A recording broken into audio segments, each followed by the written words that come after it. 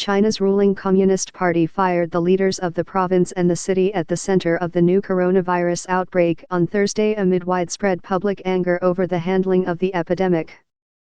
Jiang Chaoliang, the party's secretary of Hubei province, is the highest-ranking official to lose his job over the handling of the coronavirus outbreak, which has killed more than 1,100 people in recent weeks. After the outbreak first emerged in Wuhan, the leadership came under intense scrutiny for playing down the virus and delaying reports of its spread.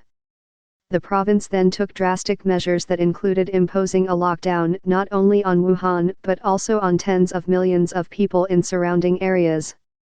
For hospitals in Wuhan, already overwhelmed with patients, that cordon worsened a shortage of medical supplies that has continued. Mr. Jiang will be replaced by Ying Yang, the mayor of Shanghai. The selection of Mr. Ying may underline the continued political control of Xi Jinping, China's top leader. Before being transferred to Shanghai in a fairly senior role in 2008, Mr. Ying had come up through the political ranks in Zhejiang province, which is Mr. Xi's political base as well. The party also ousted Ma Huaqiang, the top official in Wuhan, the capital of Hubei province, and replaced him with Wang Zonglin, formerly the party's secretary of the eastern city of Jinan. The virus has sickened more than 60,300 people in China and 24 other countries. The number of people confirmed to have the coronavirus in Hubei province, the center of the outbreak, skyrocketed by 14,840 cases to 48,206, the government said on Thursday, setting a new daily record, after the authorities changed the diagnostic criteria for counting new cases.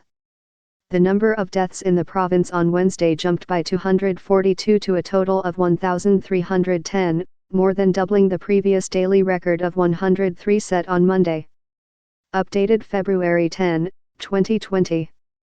The sudden uptick is a result of the government including cases diagnosed in clinical settings, including with the use of CT scans, along with those confirmed with specialized testing kits. Health experts said the change in reporting is meant to provide a more accurate view of the transmissibility of the virus.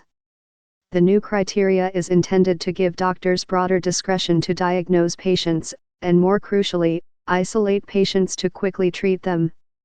Previously, infections were confirmed only with a positive result from a nucleic acid test.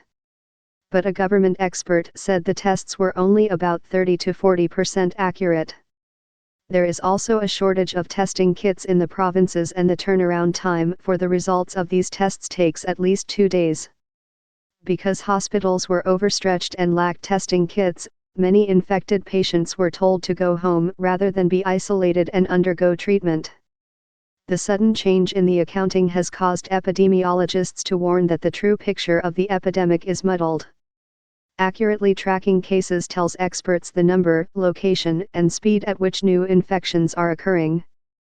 Many patients, displaying symptoms of the coronavirus, have long complained that they have had to wait days, and even weeks, to be tested and receive treatment. Others, including the recently deceased whistleblower Dr. Li Wenliang, said they had to be tested 4 or 5 times before the tests showed a positive result. The huge jump in new cases puts extra pressure on the government to treat thousands of patients, many of whom are in mass quarantine centers or in isolation facilities. As Japan announced 44 new coronavirus cases on a cruise ship quarantined in the waters off Yokohama, bringing the total to 218, the country's health minister said on Thursday that the authorities would begin allowing some passengers to disembark and serve out the remainder of the quarantine period on shore. The minister, Katsunobu Kato, said that, if they first test negative for the virus, passengers 80 or older, those with existing medical conditions and those assigned to cabins without windows or balconies would be taken to facilities for confinement until the quarantine is scheduled to end on February 19. Those who test positive will be taken to hospitals. Transcript: We don't know what's going on.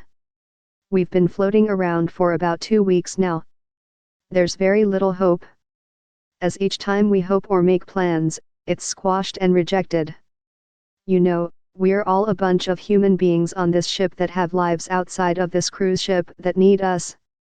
As you can see, there are stations that allow you to disinfect your hands, which if you don't do it with the machine, the person will make sure that you get your hands clean on our ship.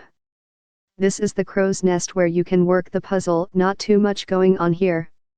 I mean, the conditions are very good. They're looking after us very well. But obviously, we are confined to our cabin, and it's getting harder. You know, we're now into the second week, and it seems an eternity. Of the newly confirmed cases, Mr. Kato said, 43 were passengers and 1 was a crew member. The cruise ship, the Diamond Princess, arrived in Yokohama on February 3, and passengers were expecting to go home the next day. But after learning that a man who got off the ship in Hong Kong had tested positive for the coronavirus, the Japanese government quarantined all 3,700 passengers and crew members on board. The quarantine period is scheduled to last for 2 weeks. Separately, the Cambodian government said on Wednesday it would allow another cruise ship, the Westerdam, to dock in Sihanoukville. The ship had been denied permission to stop in Japan, Guam, Taiwan, and the Philippines, despite having no diagnoses of coronavirus. Mist cannons and water sprinkler trucks have been deployed to clean the streets of Wuhan, China, but experts said the effectiveness of such measures may be limited in preventing the spread of the illness. Since Sunday, workers in Wuhan have been sanitizing public areas twice a day in an effort to disinfect the city. Public toilets as well as garbage disposal sites and transfer stations are sprayed at 10 a.m. and 4 p.m., according to the local government's official Weibo page, China's Twitter-like platform.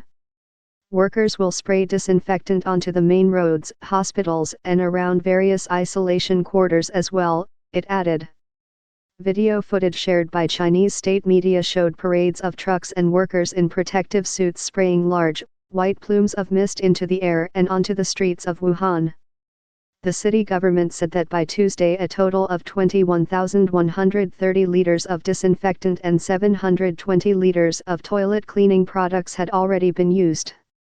I think it could help to reduce environmental contamination with coronavirus, but we have not yet seen evidence that coronavirus has been spreading through the environment, said Benjamin Cowling, a professor at the School of Public Health at the University of Hong Kong. Our current understanding is that most transmission occurs via prolonged close contact with infected persons, he added. Reporting and research was contributed by Jillian Wong, Chris Buckley, Sui Li Wei, Stephen Lee Myers, Keith Bradsher, Amber Wong, Zoe Mao, Albi Zhang, Yaiwei Wang, Claire Fu, Amy Chin, Elaine Yu, Terry Romsaswa, and Neeraj Choksky.